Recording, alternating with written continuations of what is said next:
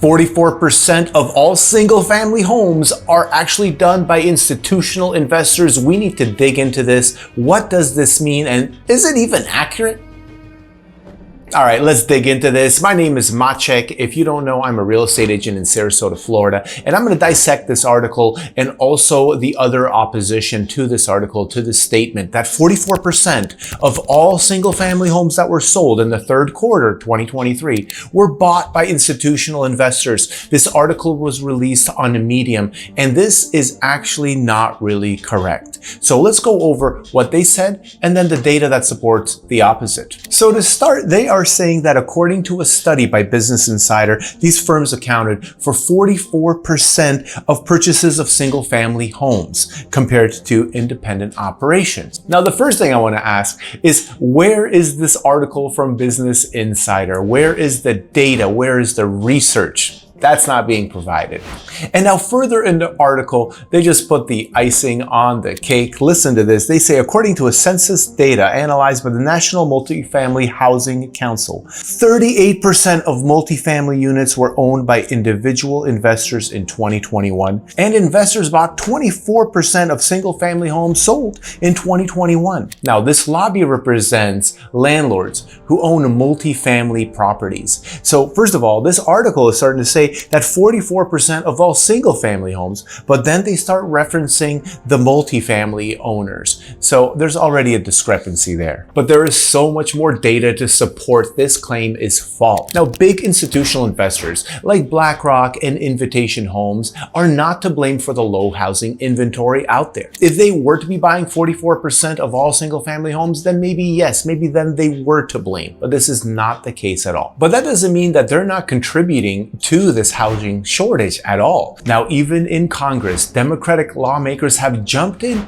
to go and propose some bills limiting institutional investors on purchasing single-family homes because of this housing shortage. Now, is this going to make a difference? We'll see. Is it even going to pass? Probably not, because those institutional investors fund the campaigns of these lawmakers. So I doubt it. There's just a conflict of interest, and it's possibly just a bill that's being proposed to kind of look good in the face of the public. And now, aside from institutional investors, there are also the iBuyers. The iBuyers are basically the online websites that will make an offer on your home, like Zillow, or the Make Me Move, or whatever those programs are called. Redfin has one as well, where you can go and you can just check what kind of offer can you get on your property. So this is one type of investor, and then the institutional buyers are the other type of investor. So let's look at how many of those people are buying homes. So this chart is provided by Freddie Mac, and they are like the leader, in this whole game. So look at this. They're showing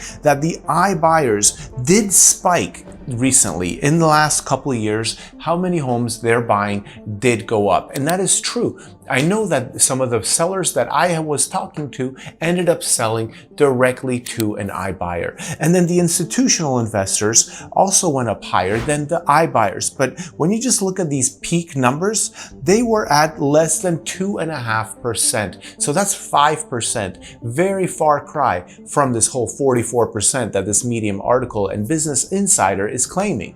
So now the next question we want to ask is, how many homes are being sold to investors? Because maybe that's what they meant.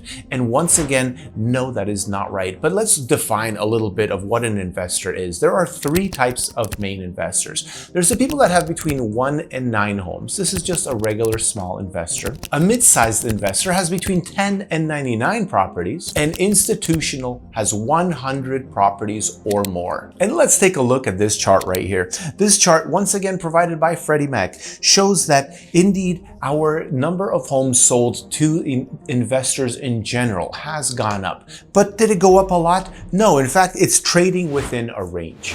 As you can tell, it goes up, it goes down, it goes up, it goes down, but there has not been anything that is showing a spike or anything of significance. But wait, there's even more data here. Look at this. This one is provided by John Burns Real Estate, and this one shows how many homes are actually purchased by institutional investors, which they define as people that have 1,000 or more homes. These are called Tier 4 investors, and let's take a look at this chart. The Tier 3 investors, which own between 100 and 999 properties, account for 0.7% of all purchases. And then the ones that are the Tier 4, which is 1,000 or more properties, they only account to 0.3%. So when you add those two up, that's 1% of the entire market, not 44. In fact, as you can tell, most of the investors that are buying properties are small investors. People like you and me that might have between 1 and 9 properties. Actually, I fall into the Tier 2 investor, between 10 and 99. Listen, as all this research points out, the institutional investors are not the ones to blame.